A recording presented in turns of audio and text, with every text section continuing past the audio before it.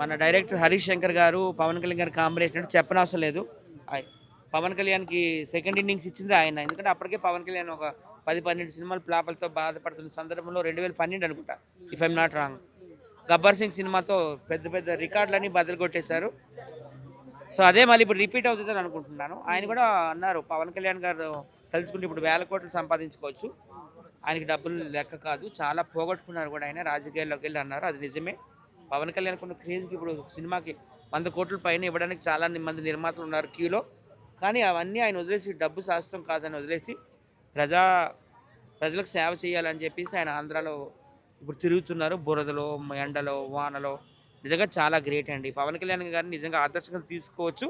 At the same time ఆయన సనాతన ధర్మం కోసం కూడా చాలా పోరాటం చేస్తున్నారు. ఒక నరేంద్ర మోడీ, ఒక ఆదిత్య యోగి లాగా ఈయన కూడా బాగా కష్టపడుతున్నారు. Hats off to Pawan Kalyan. ఈ సినిమా ఖచ్చితంగా బ్లాక్ బస్టర్ అవ్వాలని నేనైతే కోరుకుంటున్నాను.